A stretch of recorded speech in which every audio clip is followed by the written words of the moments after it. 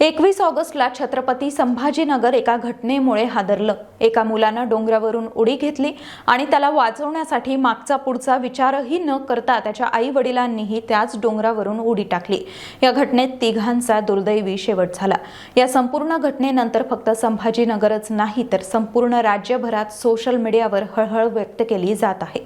या घटनेबाबत कळताच या मुलानं असं टोकाचं पाऊल का उचललं हा एकच प्रश्न सर्वांच्या मनात पडतोय। ही घटना घडून आता एक दिवस उलटलाय। हळूहळू यामागील अनेक धक्कादायक कारणं समोर येत आहेत। प्रत्यक्षदर्शी आणि पोलिसांकडूनही त्या क्षणी नेमकं काय घडलं होतं हे सांगितलं जात आहे। पोलिसांनी चक्रावून टाकणारी माहिती दिली आहे। हे सर्व काही तुम्हालाही जाणून घ्यायचं असेल तर हा व्हिडिओ शेवटपर्यंत नक्की बघा। व्हिडिओ सुरू करण्यापूर्वी महत्त्वाची आठवण, तुम्ही अजूनही आमचं चॅनल सबस्क्राइब केलं नसेल तर आजच आमच्या चॅनलला सबस्क्राइब करायला विसरू नका। नमस्कार, मी समीक्षा, आपण पाहत आहात बखर लाईव्ह।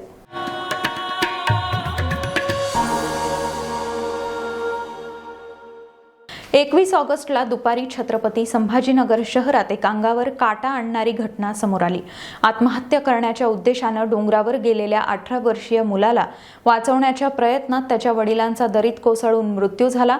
तर आपल्या डोळ्यांदेखत नवरा आणि मुलाचा झालेला मृत्यू पाहून तीव्र धक्का बसलेल्या आईनं देखील काही सेकंदातच त्याच डोंगरावरून उडी मारून जीवन संपवलं। एकाच कुटुंबातील तिघांचा असा दुर्दैवी अंत झाल्यानं संपूर्ण संभाजीनगर जिल्हा हादरला आहे। कुणाल मुरलीधर चांदवडे असं या 18 वर्षांच्या तरुणाचं नाव आहे। तर मुरलीधर चांदवडे आणि संगीता चांदवडे अशी आई आणि वडिलांची नावं होती। ही घटना घडल्यानंतर चांदवडे कुटुंबाबाबत हादरवणारी माहिती समोर येते। समोर आलेल्या माहितीनुसार चांदवडे कुटुंबात 6 वर्षांपूर्वीही एक अत्यंत दुर्दैवी घटना घडली होती। गेल्या 6 वर्षांपासून चांदवडे कुटुंबात कलह सुरू होता। मुरलीधर चांदवडे आणि संगीता चांदवडे यांना 2 मुलं होती। 6 वर्षांपूर्वी त्यांच्या मोठ्या मुलाचं म्हणजेच कुणालच्या मोठ्या भावाचं आजारामुळे निधन झालं होतं आणि तेव्हापासूनच चांदवडे कुटुंबात खटके उडत होते। त्यातच कुणालचे वडील मुरलीधर चांदवडे हे ट्रक चालक होते असंही सांगण्यात येत आहे। त्यामुळे मुरलीधर हे सतत कामानिमित्त बाहेर असायचे आणि कुणालवर कधी कुणाचा धाक नसायचा। मोठ्या भावाचं निधन झालं तेव्हापासूनच वडिलांशी कुणालचं पटत नव्हतं। अगदी असंही सांगण्यात येत आहे की कुणाल गेल्या वर्षी देखील याच डोंगरावर आत्महत्या करण्याच्या उद्देशानं गेला होता। त्यावेळी MIDC वाळूज आणि चिकलठाणा पोलिसांनी त्याची समजूत काढली आणि त्याला सुरक्षितपणे त्या डोंगरावरून खाली उतरवलं होतं। मात्र वर्षभरानंतर त्यानं पुन्हा हाच डोंगर गाठला। आत्ताच 2 दिवसांपूर्वी त्याचे वडील कामावरून घरी परतले होते आणि त्या दोघांमध्ये मोठी भांडणं झाली असंही सांगण्यात येत आहे।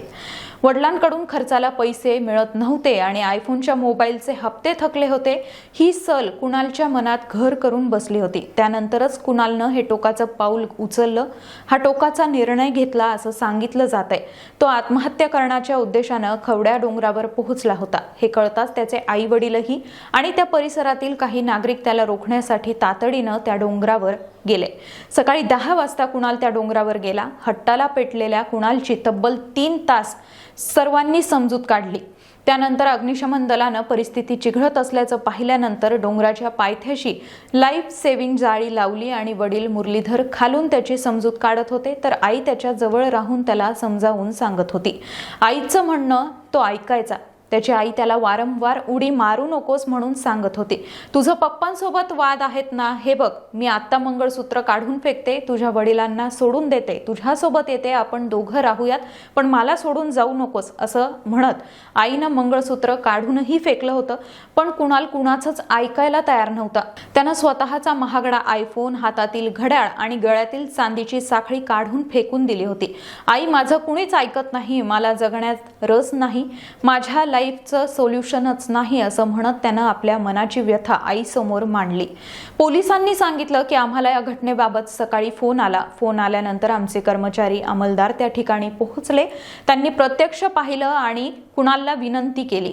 या दरम्यान काही कर्मचाऱ्यांनी लगेच तात्काळ फायर ब्रिगेडला बोलावलं। फायर ब्रिगेड तात्काळ त्या ठिकाणी आली आणि डोंगराच्या पायथ्याशी त्यांनी जाळी लावली। पण कुणाल वारंवार जागा बदलायचा प्रयत्न करत होता, त्यामुळे फायर ब्रिगेडलाही वारंवार जागा बदलावी लागत होती। त्यानंतर वडील वर येत होते तर पोलीस देखील पुढे सरकत होते। खाली जाळी लावल्याचं पाहिल्यानंतर कुणालनं लगेच जागा बदलली तर दुसऱ्या ठिकाणी गेला। वडील वर पोहोचल्यावर त्यांनी लल्ल्या असं काही म्हणू नको असं म्हणत त्याला खेचण्याचा प्रयत्न केला आणि तेवढ्यात ते दोघेही खाली कोसळले। त्यानंतर त्याच्या आईनंही तिथून उडी घेतली आणि या घटनेत आणखीही धक्कादायक माहिती ही समोर येऊ शकते। पण ही घटना पाहिल्यानंतर ऐकल्यानंतर एकच प्रश्न पडतो की खरंच तरुण पिढी मोबाईल, सोशल मीडिया आणि इतर वाईट गोष्टींच्या इतक्या आहारी का जाते? तुम्हाला याबाबत काय वाटतं आम्हाला कमेंट करून नक्की सांगा आणि व्हिडिओ आवडला असेल तर लाईक, शेअर, सबस्क्राईब करायलाही विसरू नका।